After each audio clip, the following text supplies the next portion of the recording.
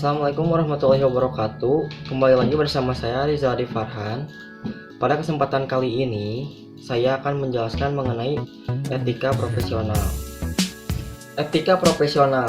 Etika secara garis besar dapat didefinisikan sebagai serangkaian prinsip atau nilai moral. Contoh serangkaian prinsip atau nilai moral yang telah ditentukan adalah undang-undang dan peraturan, doktrin gereja, kode etik bisnis bagi kelompok profesi seperti akuntan publik, dan kode perilaku dalam organisasi. Dilema etika atau disebut juga dengan ethical dilemma adalah situasi yang dihadapi oleh seseorang di mana ia harus mengambil keputusan tentang perilaku yang tepat. Metode rasional penyebab tidak etis. Yang pertama ada setiap orang melakukannya. Contoh, mencontek saat ujian merupakan perilaku yang dapat diterima, umumnya didasarkan pada rasionalisasi bahwa orang lain pun melakukannya. Lalu selanjutnya ada, jika sah menurut hukum, hal itu etis. Contoh, seseorang tidak memiliki kewajiban untuk mengembalikan barang yang hilang, kecuali pihak lain dapat membuktikan barang itu miliknya. Lalu selanjutnya ada kemungkinan pemenuhan dan konsekuensi. Contoh, memutuskan apakah akan mengoreksi kelebihan tagihan yang tak disengaja kepada seorang pelanggan ketika pelanggan tersebut telah membayar seluruh tagihannya. Jika penjual menyadari bahwa nantinya pelanggan tak akan membeli lagi padanya, maka penjual akan menginfokan kelebihan tagihan tersebut. Jika tidak mengkhawatirkan hal itu, maka penjual akan membiarkannya sampai pelanggan menyampaikan keberatan. Selanjutnya, ada pendekatan yang relatif untuk menyelesaikan dilema etika. Yang pertama, dengan memperoleh fakta yang relevan. Lalu selanjutnya ada mengidentifikasi isu-isu etis berdasarkan fakta tersebut. Lalu yang ketiga ada menentukan siapa yang akan terpengaruh oleh akibat dari dilema tersebut dan bagaimana setiap orang atau kelompok itu terpengaruhi. Yang keempat, mengidentifikasi berbagai atau alternatif yang tersedia bagi orang yang harus menyelesaikan dilema tersebut. Lalu selanjutnya ada mengidentifikasi konsekuensi yang mungkin terjadi dari setiap alternatif. Lalu yang terakhir ada memutuskan tindakan yang tepat. Selanjutnya ada kebutuhan khusus akan perilaku etis dalam profesi. Profesional adalah tanggung jawab untuk bertindak lebih dari sekadar memenuhi tanggung jawab diri sendiri maupun ketentuan hukum dan peraturan masyarakat. Akuntan publik sebagai profesional mengakui adanya tanggung jawab kepada masyarakat, klien, serta rekan praktisi termasuk perilaku yang terhormat, meskipun itu berarti pengorbanan diri. Selanjutnya, saya akan menyebutkan mengenai kode perilaku profesional. Kode etik terdiri dari 4 bagian. Yang pertama ada prinsip-prinsip. Lalu selanjutnya ada peraturan perilaku. Dan yang ketiga ada interpretasi atau peraturan perilaku. Dan yang keempat ada kaidah etika. Lalu selanjutnya saya akan menjelaskan mengenai gambar kode perilaku profesional.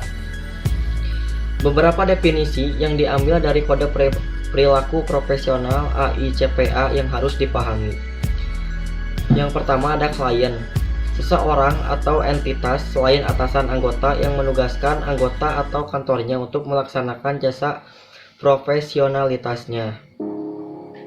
Lalu selanjutnya ada kantor akuntan, yaitu organisasi yang diizinkan oleh hukum yang karakteristiknya sesuai dengan resolusi Dewan American Institute of Certified Public Accountants yang bertugas dalam praktik akuntansi publik.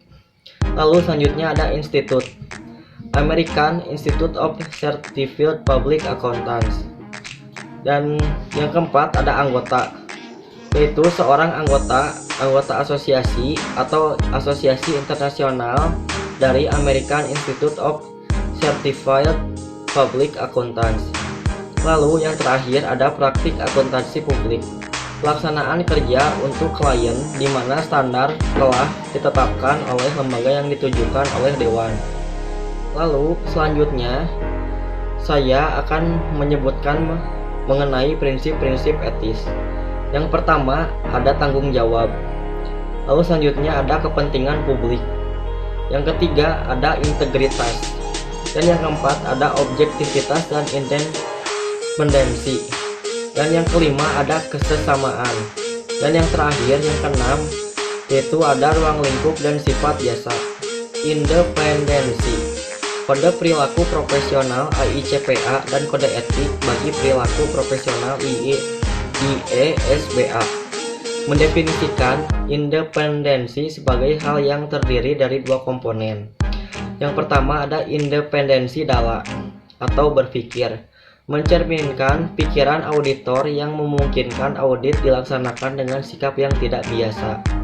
Independensi dalam berpikir mencerminkan persyaratan lama bahwa anggota baru harus independen dalam fakta. Dan yang kedua ada independensi dalam penampilan, hasil dari interpretasi lain atas independensi ini.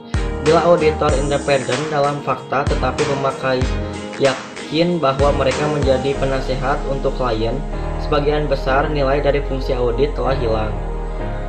Peraturan perilaku dan interpretasi independensi. Peraturan 101.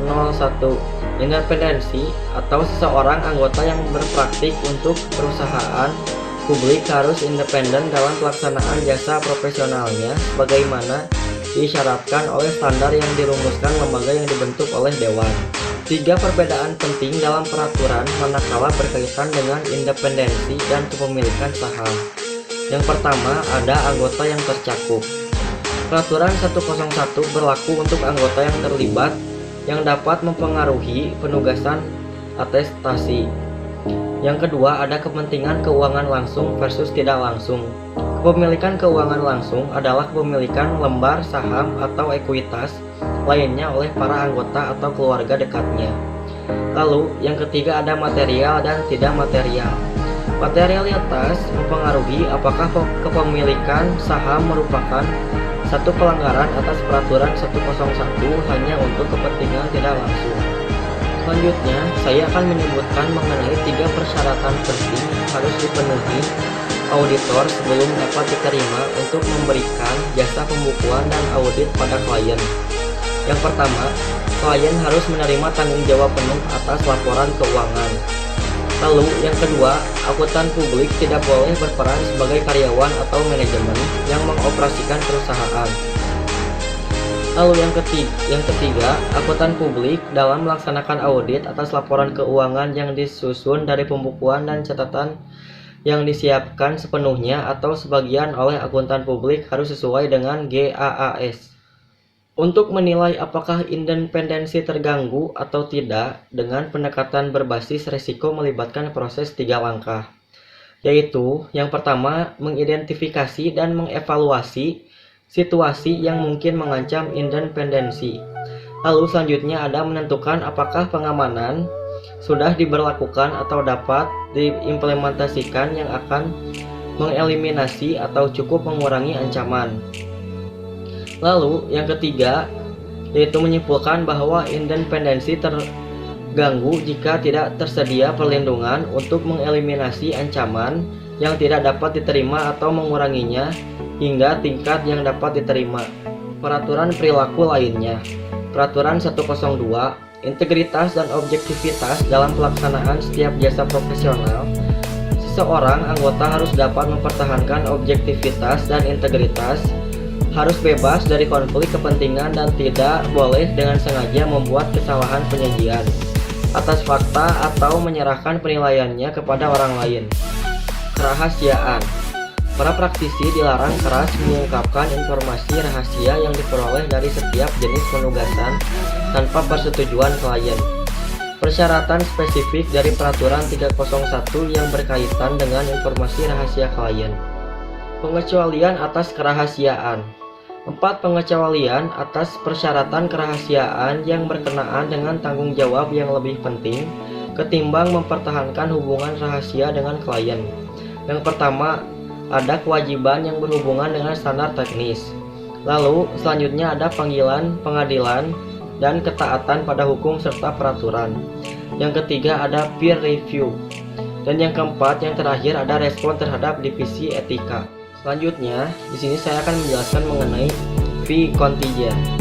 Guna membantu akuntan publik mempertahankan objektivitas dalam melaksanakan audit atau jasa atestasi lainnya, dilarang mendasarkan fee pada hasil penugasan. Persyaratan peraturan 302 yang berhubungan dengan fee contingent seperti berikut. Fee contingent adalah fee yang ditetapkan untuk pelaksanaan suatu jasa profesional tanpa adanya fee yang akan dibebankan, kecuali ada temuan atau hasil tertentu di mana jumlah fee tergantung pada temuan atau hasil tertentu tersebut. Fee dianggap tidak kontingent jika ditetapkan oleh pengadilan atau badan pengatur atau dalam hal perpajakan, jika dasar penetapan adalah hasil penyelesaian hukum atau temuan badan pengatur. Sekian video dari saya mengenai penjelasan tentang etika profesional. Pada video selanjutnya, saya akan menjelaskan mengenai kewajiban hukum. Assalamualaikum warahmatullahi wabarakatuh.